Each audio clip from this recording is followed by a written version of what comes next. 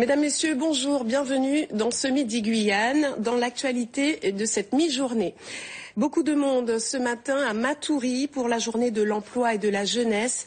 200 emplois sont proposés. La journée mondiale de lutte contre la drépanocytose. Plus de 2000 malades en Guyane. C'est la maladie génétique la plus répandue au monde. Nous nous rendrons au centre intégré de l'hôpital de Cayenne, ouvert en septembre dernier.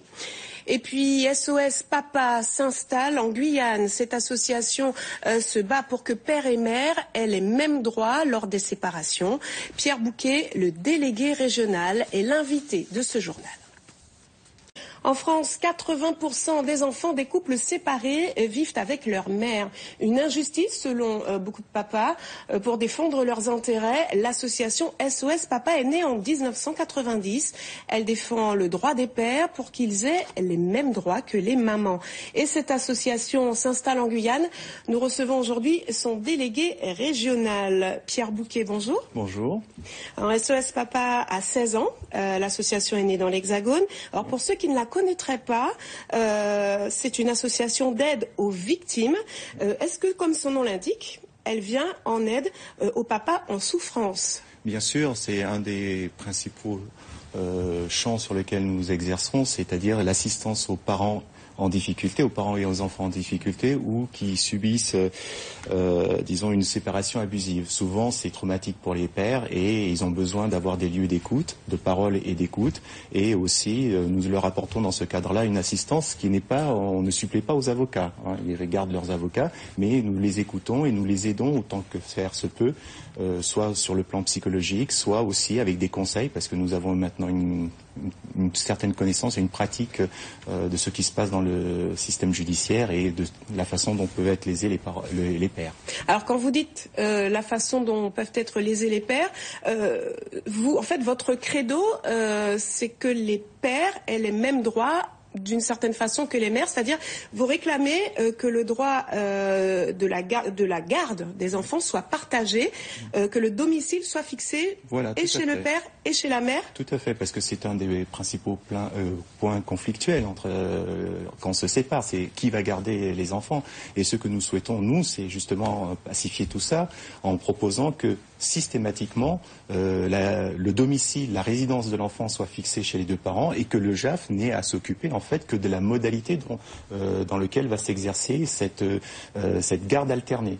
Voilà. Parce que pour vous, on se sépare, mais on se sépare pas de 16 enfants. Voilà. Donc il ne faut pas pénaliser les enfants finalement. Tout à fait. Ce qui se passe actuellement, quand vous avez dans 80% des cas, c'est discriminatoire. Dans 80% des cas, c'est la mère qui garde l'enfant. À ce moment-là, vous avez quasiment le père qui divorce de ses enfants. Et pour beaucoup de pères, c'est un drame. Et surtout dans les DFA, où nous sommes obligés, vu la situation économique, de nous expatrier vers la métropole, ou parfois quand nous résidons en métropole, nous arrivons à avoir des emplois dans les DFA et à ce moment-là, nous sommes séparés par 8000 km et 6 heures de décalage. Alors, c'est vrai que ça a évolué. Avant, on disait que ça pouvait traumatiser les enfants d'être une semaine chez le père, une semaine chez la mère, mais ça a beaucoup évolué.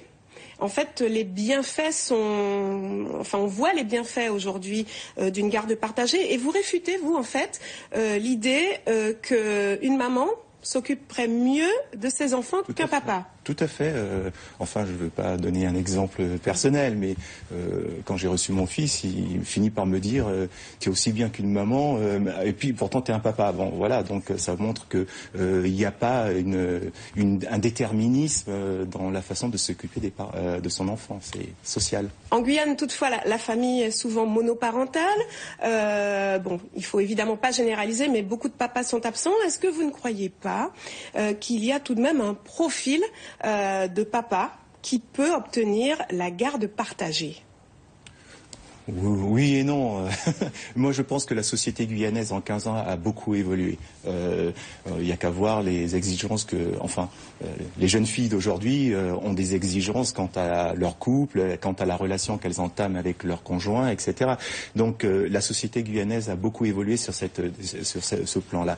Et décider d'une garde alternée, c'est aussi responsabiliser les deux parents. Tandis que là, c'est un peu facile de laisser tout à la maman et au père clair aussi de se dire... Ça peut pas être du cas par cas alors pour vous?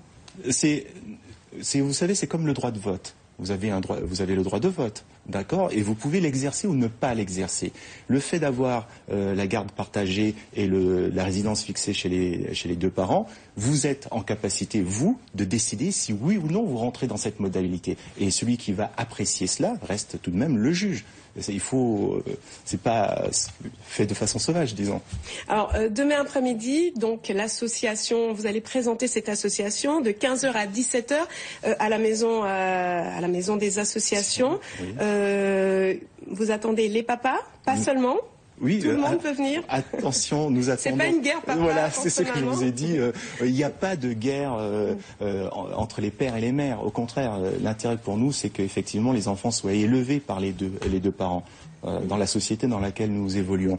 Et effectivement, nous recevons les papas, mais nous recevons, s'il y a des moments qui viennent, elles seront les bienvenues. Je rappelle que c'est celle qui est la marraine de notre organisation et la fondatrice du planning familial. Donc voilà, il n'y a pas, c'est pour dire, c'est une garantie. Et puis ce sera aussi un lieu d'écoute. Ça sera surtout un lieu d'écoute pour les parents et pour essayer de leur permettre d'exprimer le mal-être qu'ils ont et effectivement de se sentir mieux et de s'engager C'est difficile de s'engager dans une relation avec son enfant quand on est en souffrance soi-même, pour ne pas la transmettre à son enfant, naturellement. Pierre Bouquet, merci pour toutes ces précisions. On rappelle que la maison des associations se trouve rue Léopold Eder à Cayenne.